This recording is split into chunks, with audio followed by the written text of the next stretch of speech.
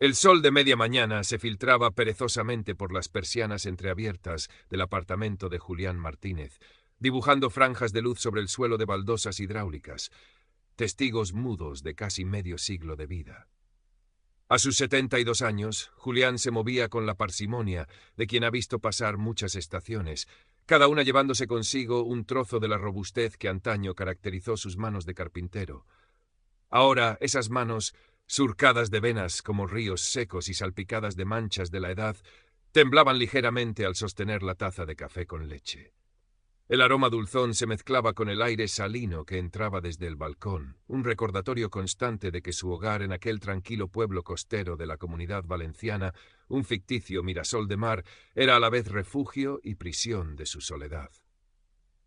Hacía 5 años que Carmen, su esposa, su ancla, se había ido, dejando un vacío que ni los esporádicos fines de semana con sus hijos, Elena y Marcos, ni las llamadas semanales lograban llenar del todo.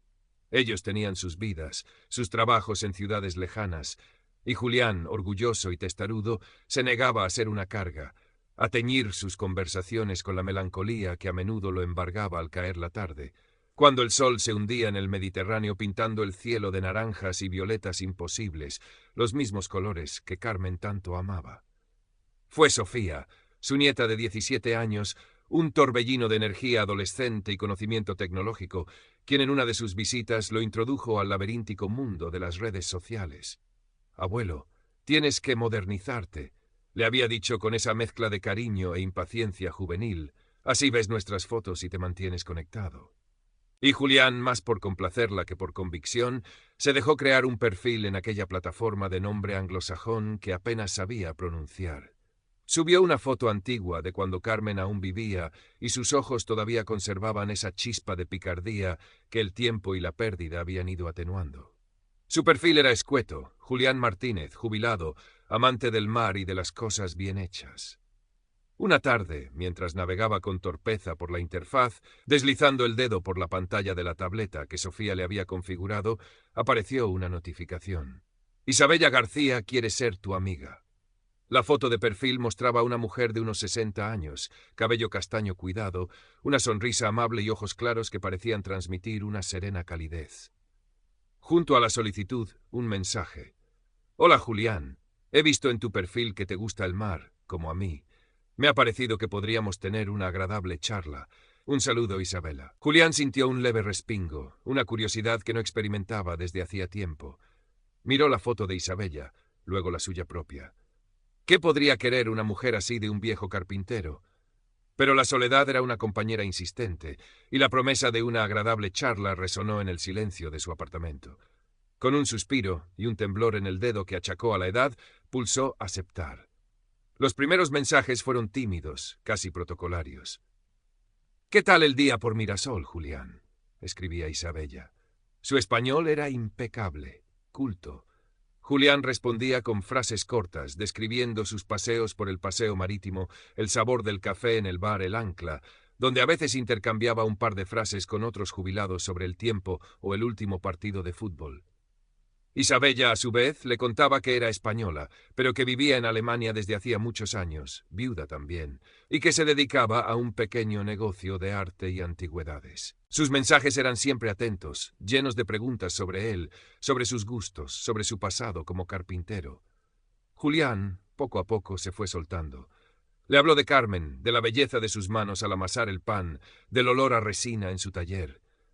E Isabella escuchaba, o al menos se sentía él a través de sus respuestas siempre empáticas, siempre comprensivas. «Debió ser una mujer maravillosa, Julián. Siento mucho tu pérdida», tecleaba ella. Y él sentía un calor reconfortante, una sensación de ser comprendido que había echado tanto de menos. La correspondencia se volvió diaria, un ritual esperado. Julián se levantaba y, antes incluso de preparar el café, encendía la tableta. Los mensajes de buenos días de Isabella eran como un pequeño sol personal. Ella le enviaba fotos de paisajes alemanes cubiertos de nieve, de mercadillos navideños, de supuestas piezas de arte que estaba valorando. Él, a cambio, le describía el azul intenso del Mediterráneo en un día de poniente, el sabor de las primeras naranjas de la temporada. Su mundo, antes encogido entre las 4 paredes de su apartamento y los límites de Mirasol, pareció expandirse, cruzar fronteras. Se sentía menos solo, casi feliz. Isabella comenzó a compartir detalles más íntimos. Le habló de su difunto marido, un supuesto arquitecto francés llamado Jean-Pierre, y de lo mucho que lo extrañaba. Le confesó que a veces se sentía muy sola en Alemania, lejos de su tierra. Julián empatizaba profundamente. «Te entiendo perfectamente, Isabella. La soledad es una mala compañera», le escribió una noche, y ella respondió con un emoji de un corazón y la frase: «Pero personas como tú, Julián, hacen que el mundo parezca un lugar más cálido». Él se sonrojó como un adolescente. Los días se convirtieron en semanas y las semanas en un par de meses. La imagen de Isabella en la pantalla se había vuelto una presencia constante en la vida de Julián. Le contaba sus pequeños triunfos. «Hoy he conseguido lijar esa vieja cómoda que tenía pendiente, y sus pequeñas melancolías. He soñado con Carmen anoche». E Isabella siempre tenía la palabra justa, el comentario adecuado. Él comenzó a imaginar cómo sería conocerla en persona, quizás invitarla a Mirasol, enseñarle sus rincones favoritos, el faro desde donde se veían los mejores atardeceres. Un día, el tono de los mensajes de Isabella cambió sutilmente. Mencionó como de pasada un pequeño contratiempo con su negocio, una pieza importante que había vendido y cuyo pago se retrasaba. Nada grave, aseguró, pero le impedía hacer frente a una factura inesperada. Julián se preocupó. «¿Estás bien, Isabella? ¿Necesitas algo?», preguntó. Ella tardó en responder. Cuando lo hizo, su mensaje era comedido. «No te preocupes, Julián, querido. Son cosas que pasan en los negocios. Saldré adelante. Siempre lo hago». Pero había una nota de fragilidad en sus palabras que tocó la fibra sensible de Julián. Él, que había trabajado duro toda su vida, que sabía lo que era luchar por sacar adelante un negocio, sintió la necesidad de ayudar. Un par de días después, Isabella volvió a mencionar sus problemas, esta vez con un matiz más urgente. «Un pequeño impuesto imprevisto, Julián. Si no lo pago mañana, me bloquearán una cuenta importante para mi negocio. Es una tontería, apenas unos 400 euros, pero ahora mismo me pilla en un mal momento». Luego añadió rápidamente: «Pero no te preocupes por mí, de verdad, ya encontraré una solución». Julián releyó el mensaje varias veces. 400 euros. No era una fortuna, pero tampoco una cantidad insignificante para su pensión. Pensó en sus ahorros, guardados con celo en el banco, fruto de años de esfuerzo. Recordó la generosidad de Isabella al escucharlo, su compañía virtual que tanto bien le hacía. «¿Cómo podría ayudarte?», escribió finalmente. Ella respondió casi al instante: «Oh, Julián, eres un sol. No me atrevería a pedírtelo, pero si no fuera mucha molestia, y te lo devolvería en cuanto cobre esa factura pendiente la semana que viene sin falta». Le dio los datos de una cuenta bancaria a nombre de un tal intermediario financiero y le explicó cómo hacer una transferencia online, un proceso que a Julián le resultaba tan ajeno como la física cuántica. Esa tarde, Julián caminó hasta el único cajero automático del pueblo que permitía hacer transferencias sin entrar a la oficina. Se sentía nervioso, casi culpable, como si estuviera haciendo algo a escondidas. Siguió las instrucciones que Isabella le había enviado por mensaje, tecleando números y confirmando operaciones con el dedo tembloroso. Cuando la máquina escupió el recibo, sintió una mezcla de alivio y una extraña inquietud. Había ayudado a su amiga. Eso era lo importante. «Gracias, Julián. Gracias desde el fondo de mi corazón. Eres mi ángel guardián. Te lo devolveré todo, ya lo verás», fue el mensaje efusivo que recibió esa noche. Y Julián sonrió, apartando esa pequeña punzada de duda que había sentido. La semana siguiente, sin embargo, no hubo noticias de la devolución. Isabella seguía igual de atenta y cariñosa, pero cuando Julián mencionó discretamente el dinero, ella dio una excusa vaga sobre un nuevo retraso con su cliente. Y entonces surgió otra emergencia. Esta vez, un problema con el envío de unas antigüedades muy valiosas.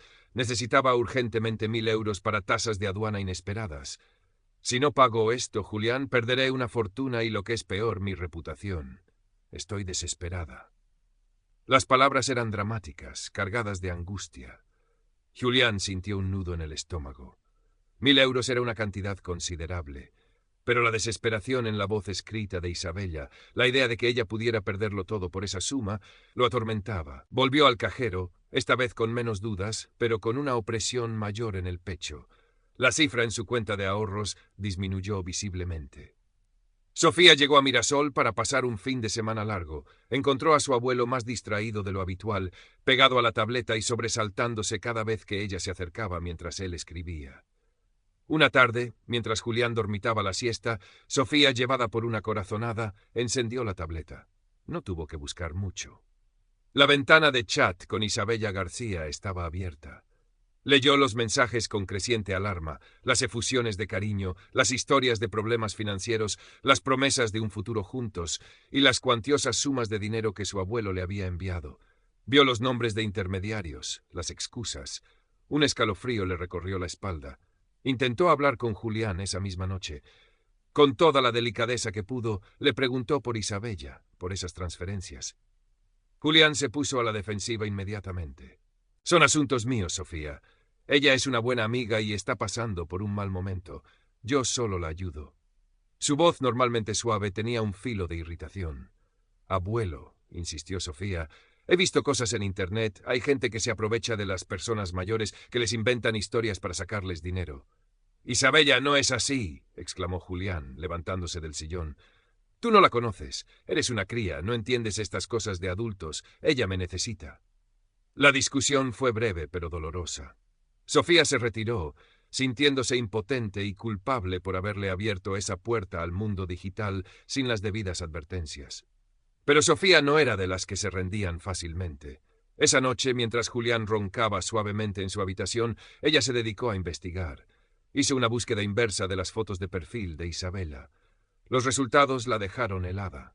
Las imágenes no pertenecían a ninguna Isabella García, sino a una actriz secundaria alemana de catálogos de moda para la tercera edad y a perfiles públicos de varias mujeres de aspecto similar en redes sociales de Europa del Este.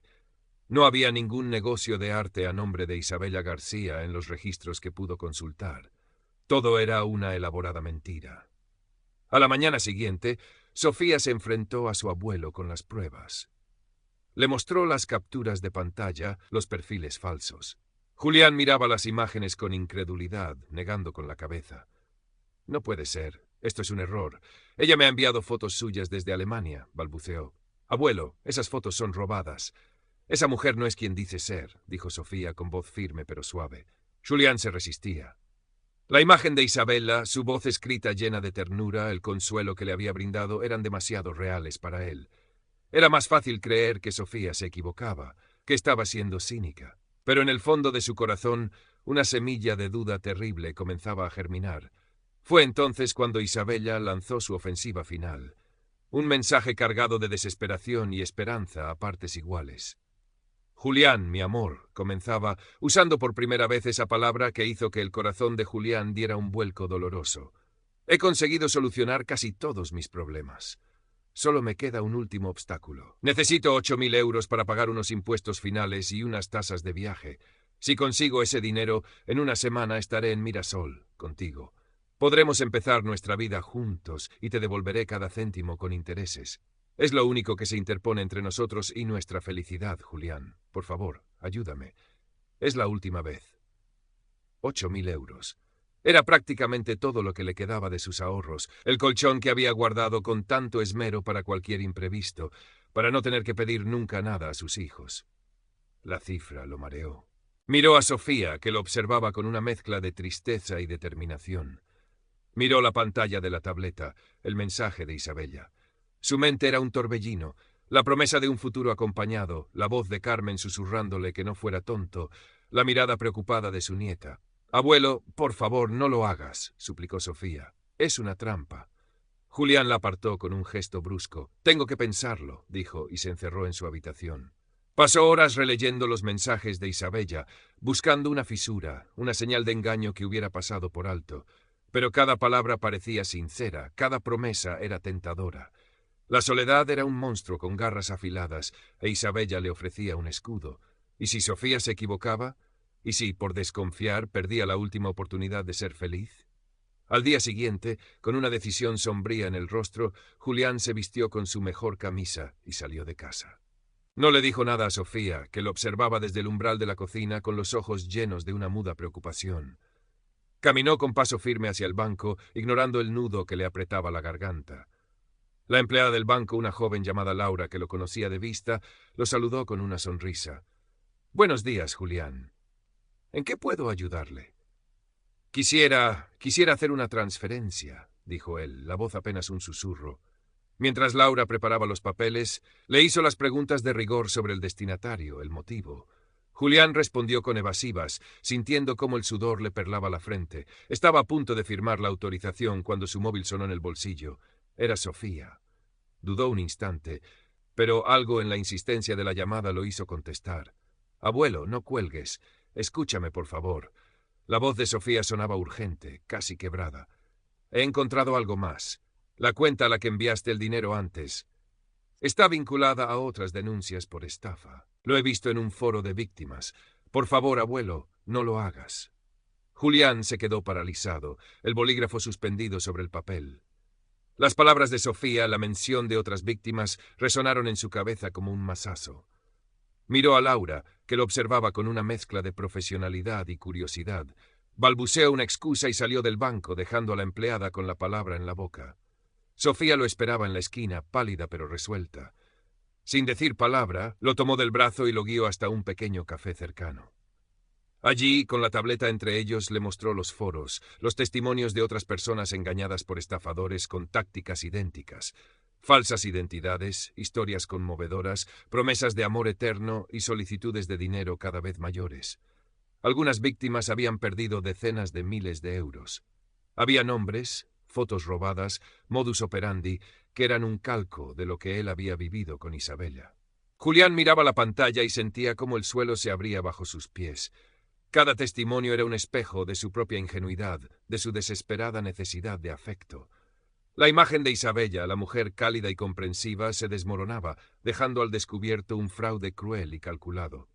Intentó llamarla, enviarle un mensaje desde el móvil de Sofía. «¿Quién eres realmente, Isabella? ¿Por qué me has hecho esto?» Silencio. Luego, el aviso implacable. «Este usuario te ha bloqueado». El golpe fue brutal.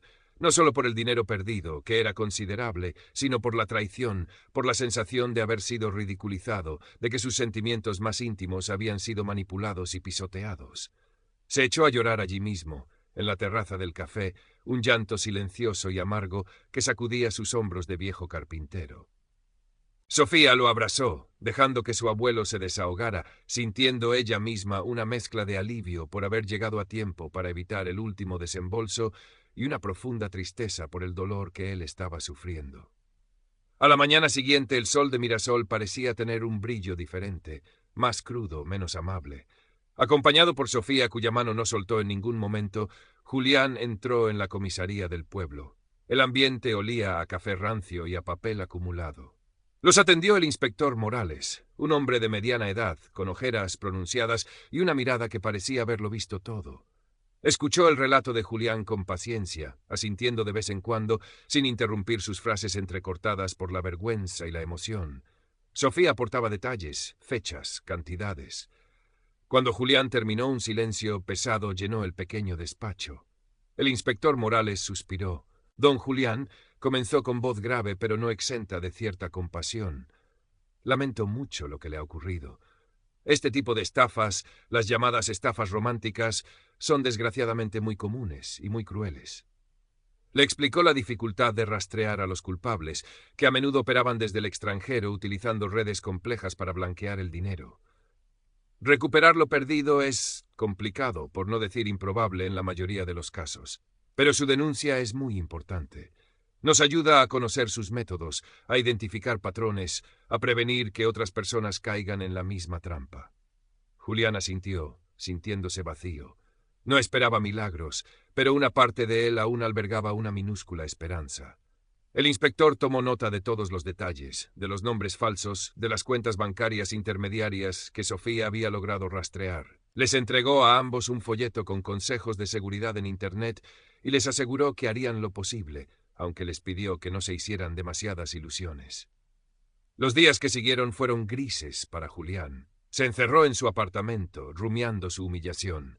Evitaba el bar El Ancla, los paseos por el Marítimo. Cada notificación de la tableta le producía un respingo de pánico. Sofía se quedó con él una semana más, cocinándole, obligándolo a salir a caminar un rato, simplemente estando allí, en silencio si era necesario. Fue ella quien lo animó a hablar con sus hijos.